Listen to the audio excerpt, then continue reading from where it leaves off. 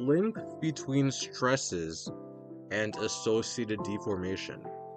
Here are the stress types. There's compression, where rocks are squeezed, shortening the crust, associated with folding plastic or reverse/thrust faults, brittle. There's tension, where rocks are pulled apart, stretching the crust, and it leads to normal faults, brittle, or thinning/stretching plastic. Last but not least, there's shear, where rocks are displaced laterally along a plane. Product strike slips, faults, or brittle shear zones, plastic. Types of deformation.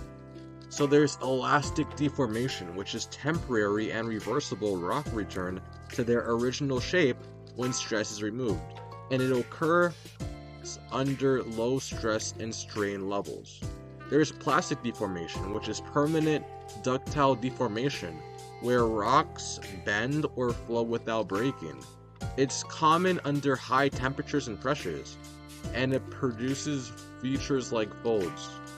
Then there's brittle deformation, and a permanent deformation through fracturing or faulting. It occurs under low temperatures and pressures near the Earth's surface. The effects of temperature and pressure. So low temperature and pressure, brittle deformation dominates, with fracturing and faulting. With high temperature and pressure, rocks become more ductile and plastic, so folding and flow. With intermediate pressure and temperature, behavior depends on the rock type, strain, and fluid presence. Folds, plastic behavior. The formation is created by compressive stresses, and it occurs over long timescales at high temperature and pressures. The main types of folds. There's anticline, which is an upward arching fold, oldest rock at the core. There's a syncline, which is downward arching fold, youngest rock at the core. There's a monocline, which is a step-like fold with a single bed. There's an overturn fold, which is one limb titled beyond vertical, and a recumbent fold, which is a fold nearly horizontal. So the key terminology is the planes, which divides the folds symmetrically. There's a hinge line, which is the line of maximum curvature, and there's a limb, which is the side of the fold. Faults, brittle behavior. So the results of brittle failure when stress exceeds the rock strength typically occurs near the surface in low temperatures and pressure environments. Here are the main types of faults.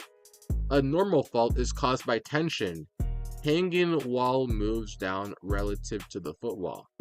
A reverse fault, caused by compression, hanging wall moves up relative to the footwall. A thrust fault is a low-hanging reverse fault. Strike slip fault, caused by a shear horizontal displacement and can be right lateral or left lateral. Specific tectonic context and deformation. So there are divergent boundaries, and the stress is tension, and the deformation is normal faults, crush thinning, and rifting. There's conversion boundaries where the stress is compression, and the deformation is reverse faults, thrust faulting, and folding. And there's transform boundaries where the stress is shear, and the deformation is strike slip faults. Thank you for listening.